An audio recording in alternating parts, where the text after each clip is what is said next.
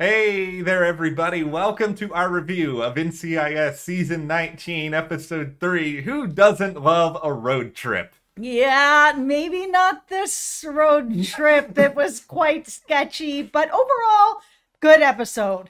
I like this episode a good bit. I think there was a little bit of humor in here. I think there was a lot of, them sort of just explaining a lot of stuff to us, and then at times it's like, okay, I gotta keep track of this name, that place, this organization, but I think it's fun to have an NCIS arc that's lasting for a few weeks where it actually feels like the stuff we're watching is gonna matter next week. Yeah, I think it's going to matter next week in a way that some of us may not be happy about, but this is just kind of my scared theory of where we're going with this.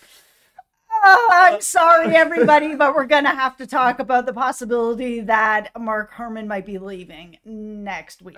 Well, before we all just hide and bury our heads in fear, there is. I'm just gonna leave this video. Well, Jess leaves the video. Subscribe, because then apparently you can just listen to me babble on because she has now left the video. No, she is here. We want you guys to make sure you don't miss any other NCIS updates that we've got coming, because this is a very interesting journey, especially with Gibbs. Yeah, we're already 3 episodes in. It already feels like, honestly, this season is going by really quickly. Yeah, I guess a lot of it is sort of that arc feel, and it is really intense. But because of your sort of Gibbs fears, which by the way that I share, it feels like this is almost building to a finale. It kind of is. I mean, Gibbs has been with the show since the beginning. Mark Harmon, deeply involved with this show, not just as an actor, executive producer. He's got his hand in many pies in the show. And we've all heard sort of the rumors and the speculation that he was only going to be in a couple of episodes. He's already been in 3, but I'm going to say that this arc is starting to feel, especially this episode tonight, that we are building into him leaving. I mean, we had so much sort of introspective feelings and thoughts with Gibbs sitting there in the car with Paul Lemaire going through, is he looking in a mirror? Is he not? Is it time for him to move on? This same sort of story and theme was going on with Gibbs last season too, where he beat up that guy who, we won't talk too much about the dog and everything that was going on with that. But I mean, he's really been thinking himself to death. He's really, he's a man of few words, but that doesn't mean that his mind's not moving a million miles a minute. And we know that it does, because he's always kind of one step ahead of everything. But this episode in particular, he really was starting to look inside himself to wonder, am I actually someone who takes things off the books way more than I should? Am I really just a straight up killer? We saw him end this episode where he was visiting the grave of his wife and child, where we saw the look on his face where he's kind of like, I don't know. And with that feeling, and then him telling me, hey, we're going to Alaska next week, we're going to wrap this all up. I was like, oh no. Okay, we are wrapping this up. Okay, so the first thing I need to say here is to Paul, shut up already, man. Okay, I don't need to hear your talking about you and I, Gibbs. We're the same. It's you're not the Joker in The Dark Knight. You don't get to go through this. You want to know how I got these scars? He was one step away from doing that. I'm not sad that you got blown up by the end of this episode, Paul. Yeah. To go into what you were saying about Gibbs and sort of that introspection he's going through, it's really about time, honestly, that we actually get a little bit inside Gibbs' head on a lot of this, because one of the things that really frustrated me about sort of that arc at the end of last season is we kept seeing Gibbs kind of be on the fence about returning and be kind of stubborn, but they really weren't actually giving us what was going on with him other than hey, look at the boat I built, guys. It's okay, we know you like to build boats. You were doing that before you were a part of, you were in this situation. And it's now we sort of get this feeling of, okay, I've been doing this job for a long time, but have I been doing it the right way? Is the cost of doing business for a guy like me too much? And it's high time we wonder a lot of this. I am very afraid. I don't know if it's going to be for the best that Gibbs doesn't rejoin the team, because he's kind of a cowboy when he's not with the team. Yeah, and I mean, this is just TV, so we can see agents or people on the police force who ride the line and sometimes go over, like over on Chicago PD, with Hank Voight, that happens.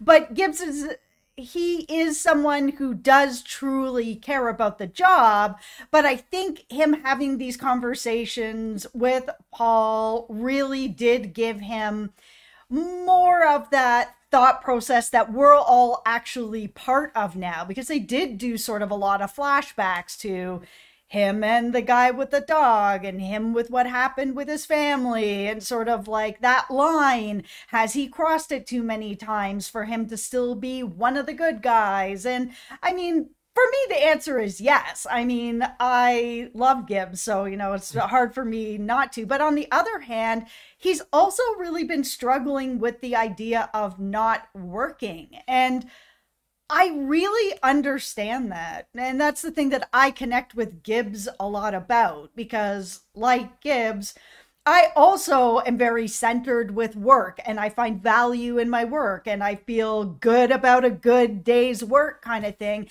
And that's something that keeps me feeling like, pretty good about life. And it's the same with Gibbs. He has said that many times. Work and structure, helps him a lot. So now that he's not had that for a little while, he's been at home, he's been with a dog, he's not been working. Now we have this episode tonight where he's left Parker at the side of the road at this diner and just like drove off cowboy style to like have these moments.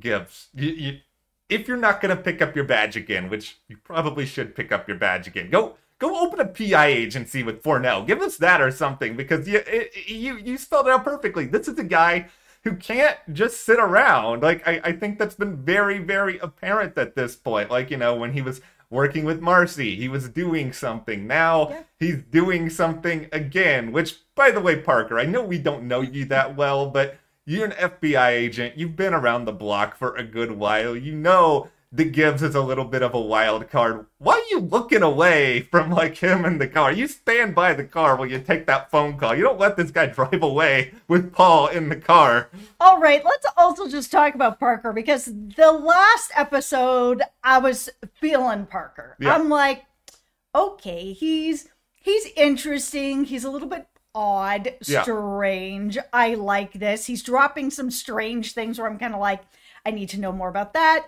I also need to know more about that. Like, there was just a lot about him that I was interested in. But he came in real hot in this episode with that scene at the hospital with Gibbs where he's like screaming in his face and how could you take that shot? It's just like, what are you talking about? Like, I understand Jessica has experience with negotiations in these types of situations, but like, if Gibbs has a clean shot to be able to take him down, not kill him, save Casey's life, like, I feel like you're yelling at the wrong person. It's true. Parker, go yell at yourself. This started to make me feel like I was a little bit like, Parker, we had something, but now I'm not sure that we have anything anymore. So when they were kind of like, oh, Parker, you're being called back to the office, I was kind of like, bye. And that's nothing against, Gary Cole as an actor. Yeah. I've enjoyed that. And it's cool that he's pulled that out of me. But that's how I feel about him right now. They wrote him too much like the prototypical, like, agent adversary character that we've seen on too many other shows. And, we have all seen enough of Gary Cole that he doesn't have to be that. Like we said last week, he can be really weird. Like Gary Cole on Veep, really, really weird. Like, I want to see him really embrace that and have fun with that, because they did such a good job in another part of this episode. My favorite scene of the entire episode is Jessica Knight undercover at the Sonova Industries deodorant trial, which I think she's more like Gibbs, I think, than any other character in that she doesn't really take a lot of nonsense. I loved every second of the pink tax revolution that was going on. I stand with you, Jessica Knight. Oh, it was so good. And even that guy being like, it costs things for materials. I was like, oh, see yourself out, my dude. No. And then he went full, I have daughters. And the moment that he said that, I was like, oh, whoever wrote this episode clearly has watched a lot of these idiots on TV trying to justify their behavior with terrible excuses. Oh, it was really good. And I was glad that they were able to sort of use her in this capacity to go in undercover and be able to complete the job. It's nice to have her, because she is just starting out with the team, showing what her worth is, what she's capable of, what she can offer the team, so that they know that they can depend on her for a bunch of stuff.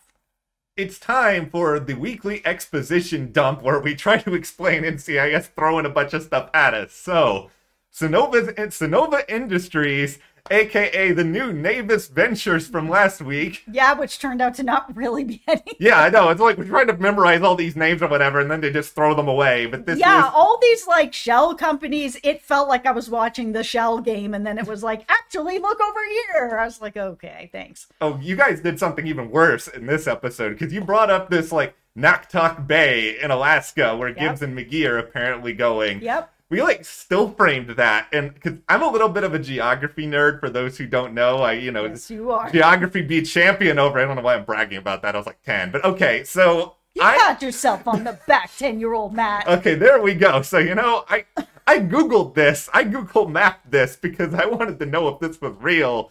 Naktok Bay, at least according to my hard-nosed research, is not an actual thing in CIS. I find it really amusing when shows either like make up places or like come up with a fake name for a place that really exists because they're afraid that like wherever this is in Alaska, like those people are going to be really mad and like insinuating that there's like some deep level corruption going on there in real life. So they just come up with something fake. I am going to say that I like that Gibbs and McGee are going to be the people taking this trip, because so far this season, we still see McGee calling Gibbs boss, even though he's not really back yet. But we have also seen Gibbs turning it around on McGee to kind of be like, no, you're in charge. You tell me sort of what's going on. And I want to see, I've said this last season, I say this season, if Gibbs is going to leave, McGee has to be the person that moves into that spot for me. I want to see the person that McGee has trained, or that Gibbs has trained since McGee was a probie, right at the beginning, right up to being a boss. And then I want to see them bring in a new probie that then McGee is going to train up to be sort of the mix of McGee and Gibbs. So if this is next week, the last episode of Mark Harmon being on the show, these two, that's what I want to see. And that's all I really want to see if this is going to be the last episode, is them. I would be all right with that too, because I love the Gibbs-McGee relationship. There's such a father-son quality to it. Here's the thing about Alaska, and I'll try not to be too specific here, but there is a real phenomenon on a number of shows where it's like, we're writing off a character, we're just going to have them ship off to Alaska, where they're just going to like live up the rest of their days, or somewhere else in the Pacific Northwest. Where like Breaking Bad? Yes, like that, or, somebody's going to be a lumberjack, and you guys probably know what show I'm talking about there. Yeah, Dexter. Speaking of Dexter, Dexter is coming back. So we will be covering that when it's back in November. We actually have a preview up here at the channel, so make sure you check that out. If you like Dexter, we love Dexter, and we cannot wait. Don't lumberjack Gibbs, guys. Don't bring him up to Alaska, and then he's like, I'm staying here for a while. I will be so mad. No, he can't do that. And here's where I was kind of hoping they were going with that last moment where Gibbs was at the gravesite of his wife and child. that he is having this sort of introspective of not only the fact that he has crossed the line many times, but that maybe he does want to move into a future with someone else. Sloan, and I will not be unhappy if he has to leave the show, that is where he is going. Because the idea that Gibbs is going to end the show by sitting at home all day, please do not have him doing that. But to see him going off and still doing something else that fulfills him as far as work, but maybe also a little bit of romance or love or something, a happy future plus a stable future, like 10 out of 10 on that. Please, please, please. I would be so happy, because we also know NCIS is really good at hiding guest stars. Like, we all had that reaction when Ziva came back to the show and nobody knew what was happening, and they were like filming it in the cover at night. Yeah, they did a good job with that. They could easily bring Maria back for something like that. Like, give us just like a happy little dot.